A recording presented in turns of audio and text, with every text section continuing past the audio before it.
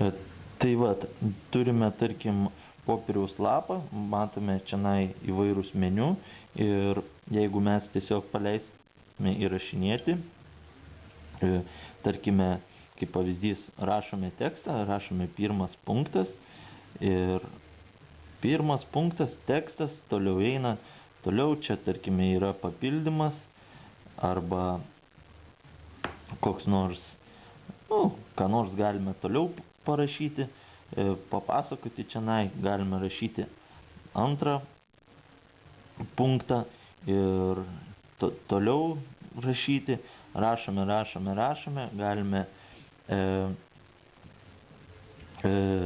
vėl parašyti papildymus, ir taip toliau. Galime, aišku, ir vėlgi ir trečias punktas ir rašyti prie šito toliau.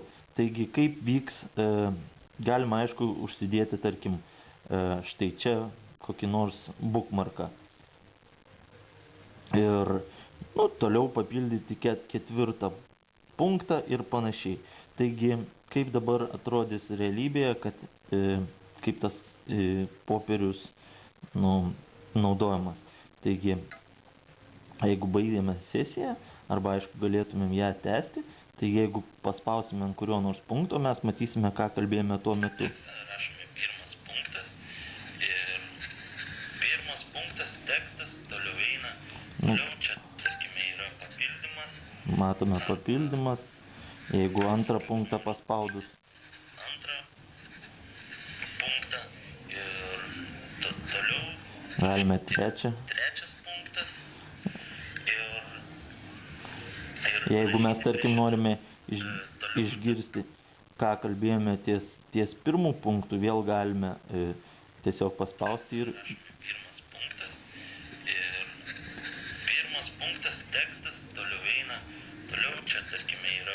Ir mes galime visada išgirsti, ką kalbėjome tuo metu, jeigu čia, tarkim, ką nors galime parašyti, papasakoti čia. Aišku, taip pat galima ir grįžti prie mūsų bookmarkų.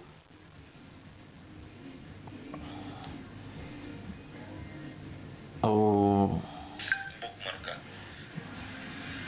Ir toliau papildyti ketvirtą. Aišku, galime ir panašiai. Taigi, kaip dabar? Tai vat, iš kitų įdomių dalykų, aišku, yra tai, kaip ir pateiksiu, daugiau demo yra, tai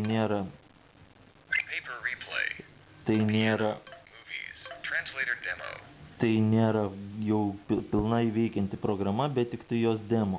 Jeigu, pavyzdžiui, mes pasirinksime kokią nors kalbą, gal Spanish, ir parašysime kokį nors žodį,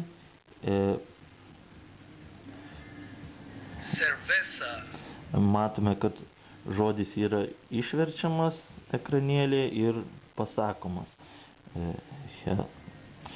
Nemoku parašyti hello, tarkim. Hola.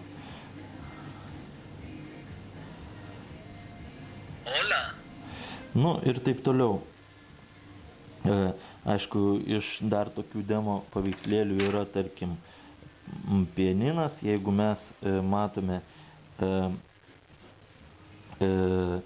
nusipešime patys pianiną, ant jo tiesiog galime groti,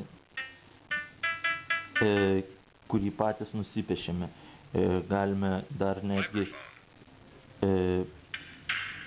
uždėti foninę muziką ir groti su foninė muzika.